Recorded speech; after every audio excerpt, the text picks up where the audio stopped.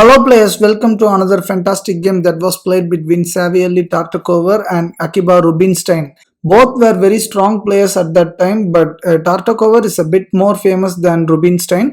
Tartakower was a Polish grandmaster. This game was played in Moscow in 1925. Here Tartakower had used the white pieces and Akiba Rubinstein had used the black pieces. The game starts with e4 and black responds with e5. Next knight c3, then knight f6, then bishop c4. This is bishop's opening with Vienna hybrid variation. Then black develops his other knight, knight f6, then d3. Now black develops his other bishop, bishop c5. This bishop may give trouble to white due to this weak square f2. So white decided to block this bishop's diagonal by playing bishop e3. Black did not capture this bishop. Instead, he responded with d6. Now bishop cross c5, then d cross c5. Now knight g e2, then knight a5. This knight is now attacking this bishop. White doesn't want to ruin his pawn structure like black did. So white moves bishop b3, then knight cross bishop, then a cross b3. Now both the players castle on the king side. Now black plays knight g4. He is planning to bring the queen here and attack the square. So white immediately responds to this with h3, then knight h6. Black may be planning to move this f pawn. That's the reason he placed the knight at h6 instead of f6. Now f4, then e cross f4, knight cross f4, now f6, then queen f3, then knight f7, then rook f2, then knight e5. Now the queen is under attack, so he needs to react for that. So he plays queen g3.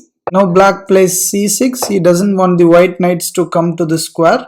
So that's the reason he played c6. Now knight h5, there is a mate threat now at this square. So black plays queen e7 providing support to this g7 square. Now rook a f1. White has doubled his rooks, but the black's rook and the bishop are not developed yet. Now black plays king h8. You might be wondering that why black played this move now. His pieces are not yet developed. He could have tried to move his bishop outside. You might be thinking like that, but there is a reason for this king move. If black didn't move his king and tried to bring his bishop out, then white has a beautiful chance to attack by playing knight f6. This move comes with a check and this knight cannot be captured with this pawn as well as the queen is protecting this g file. So you need to capture this with the rook, and now rook cross rook. The queen cannot capture this rook as the other rook is protecting this. This is the reason black played king h8 in this game. He doesn't want to be in the queen's file. Now white cannot capture this pawn as the knight will be gone. So after king h8, white played knight d1. He cannot develop his knight by this way as both the squares are protected by this c6 pawn. So he plans another way to develop his knight. Now bishop d7, then knight e3, then rook a d8 and knight f5. Now there is an attack on the black's queen as well as this square. So black plans to eliminate this dangerous knight with this bishop, then pawn cross bishop. Now queen d7, then rook f4, then king h1, then rook e7, rook e4, then rook d e8. Now black has also doubled his rooks.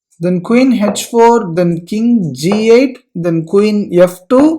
So this pawn is under attack now. So black plays b6. Now rook f e1, king h8. Black really doesn't know what to do next, and that's the reason he plays a wasting move, king h8. Now rook 1 e3, then king g8, then rook g3, king h8. You might be wondering why I chose this game. The game is very normal and there is nothing great here.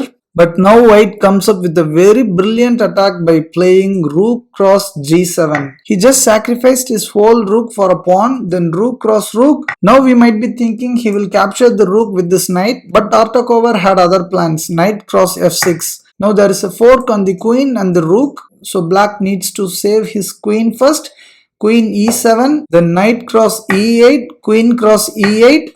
Now queen f4. This knight is now pinned. Black cannot move this knight as the queen is hanging behind. The one and only way to save this knight is rook e7, Black played the same move in this game. Now white plays f6, putting some pressure on this rook. Black cannot move his rook to his right or left. If he does that, the knight will be gone. Due to these reasons, black did not move his rook. Instead, he played knight g6. Now he tries to threaten the white's queen, but white doesn't care about that. He plays rook cross e7. Now black's queen is also under attack, so this knight threat is not a big deal. So black captures the rook with this knight.